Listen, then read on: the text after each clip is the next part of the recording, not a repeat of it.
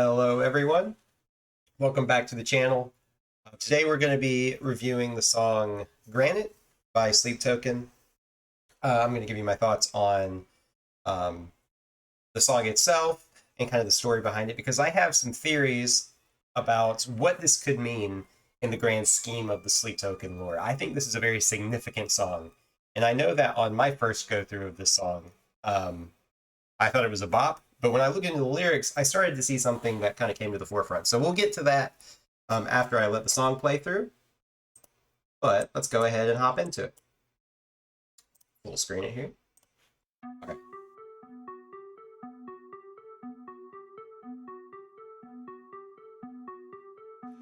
Sulfur on your breath, granite in my chest. You will never have to talk about it.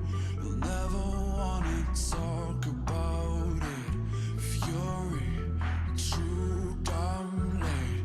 Reason dislocates, and you'll never have to talk about it. You'll never want to talk about it.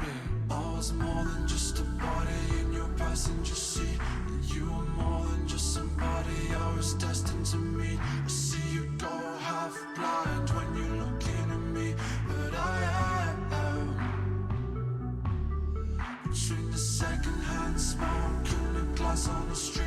You gave me nothing whatsoever but a reason to leave. You say you want me, but you know I'm not what you need. But I am. So we get the setup for the song here. The elements of the start of the song are very R&B. Everything sounds like it's kind of these virtual instruments, right? Just kind of bass tones going on in the background. There's clearly like some claps instead of actual drums. And most of what we're getting to really dig our teeth into is Vessel's really breathy delivery here. Very reserved, quiet. And we get the first chorus where we've got him singing in octaves essentially. So he's just singing down here, and he's also got the octave above. Really cool, kind of chill opening. Very different than the summoning that we just came from, right? Which was a very aggressive track. This is starting a lot more understated.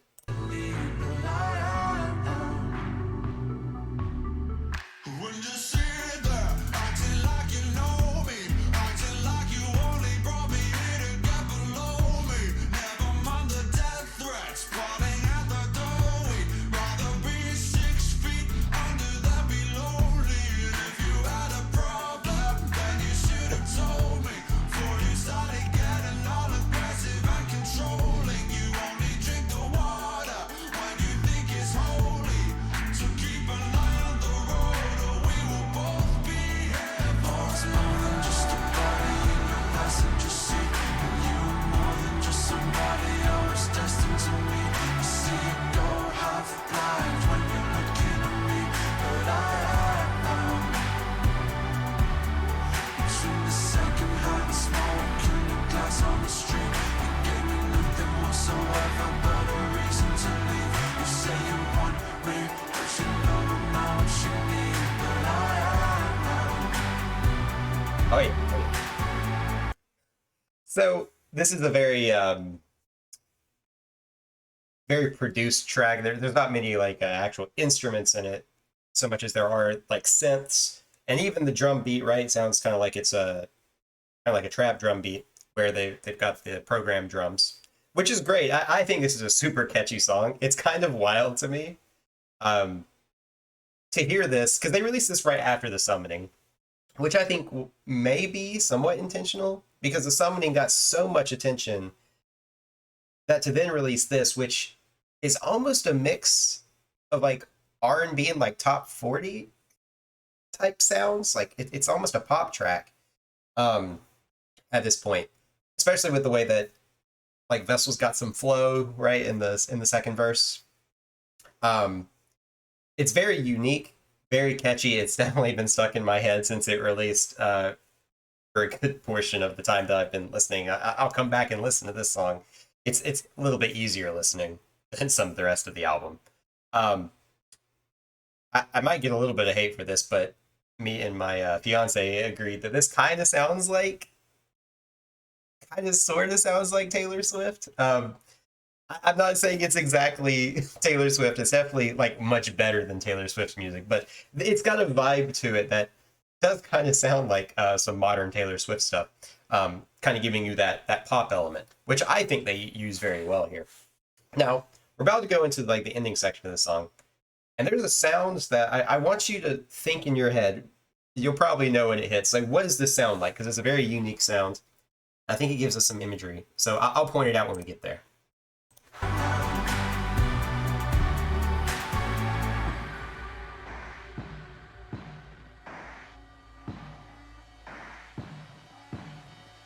Very ominous here, rising. Okay, the sound that's about to happen.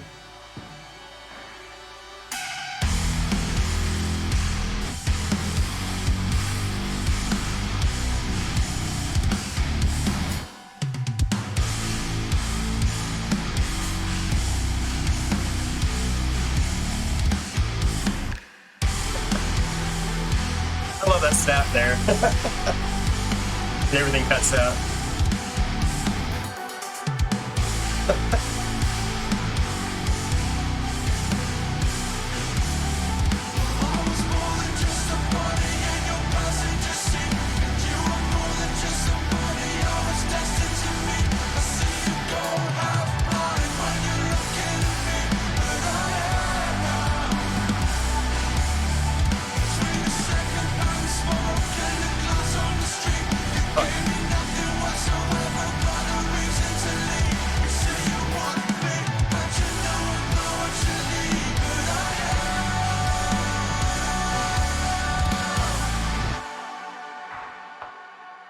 We're just gonna fade out with the beat there. So obviously that ending comes kind of out of nowhere. They build up to it with a little swell with some ominous synths, and then we get into this just crazy low tune guitar, just this chonky tone, and it sounds like a really cool riff. And it's like, oh, that's a really cool riff they've come up with here. But the thing that I think sets this song apart, even from the genre bending that happened on the Summoning, is that I think this song is a lot more cohesive because that guitar riff is the same bass riff that we had heard from the very start of the song.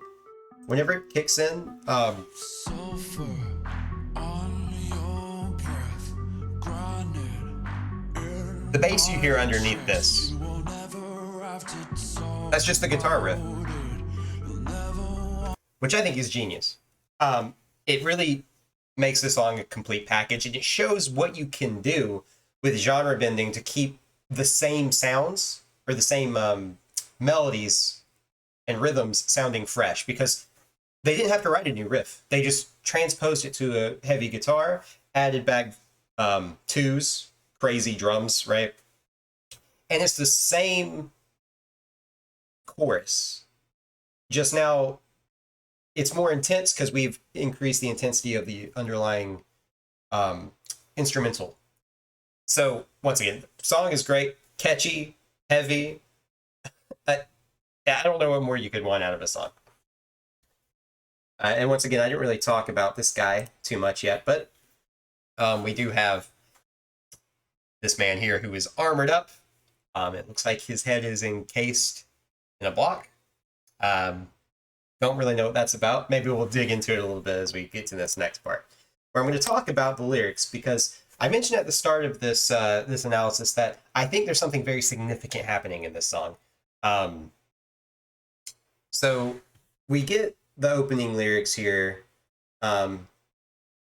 Sulfur on your breath, granite in my chest. So already we've kind of got our two characters here. We've got somebody who, sulfur on your breath sounds like maybe they're in an argument. Granite in my chest kind of sounds like, like a hardened heart, like maybe he's being cold towards her or something like that.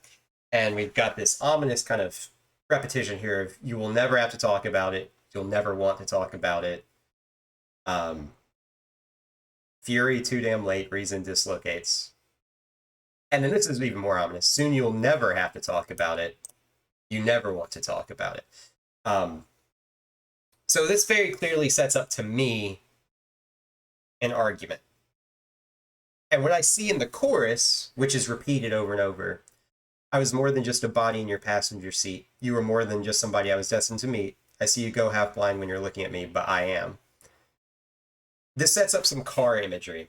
So, if in the theater of my brain, this song is an argument that's taking place in a car between two characters, but I don't think this is present day. I think that this is kind of a memory that Vessel is having. Yes, especially because of this, soon you'll never have to talk about it. I think this ominous part of the song is set up for a payoff. We've got the secondhand smoke, glass on the street imagery as well, which I think what happens in the song is there is an argument between two people, Vessel and I'm going to call her Sleep, and there's a car crash that happens because of it, or maybe not because of it, but sometime after there is a car crash, because the whole second verse kind of gets back to this really confrontational, just really confrontational place where it seems like we've got mentions of death threats. There's like accusations back and forth of there being a problem between them. She's getting aggressive and controlling. And even more damning to me is this lyric here. So keep an eye on the road or we will both be here forever.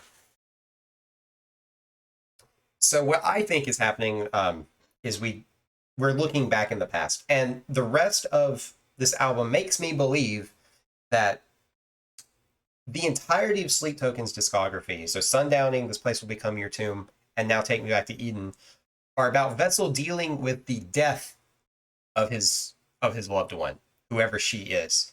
And after her death, that's whenever she kind of transforms into sleep for him. This kind of half deity that he has put on a pedestal. But this, I think, is a memory that shows us exactly the moment where he lost her. I think that she may have died in this car crash, and he lived, obviously. And maybe this kind of sets up some of the guilt that we're seeing, because it seems like there was an argument where she was kind of arguing with him while she was driving, looking at him, and we get things like, keep your eye on the road. I see you go half blind when you're looking at me. And that noise that I told you to keep an eye out for in the song, to me, I'll let it play here.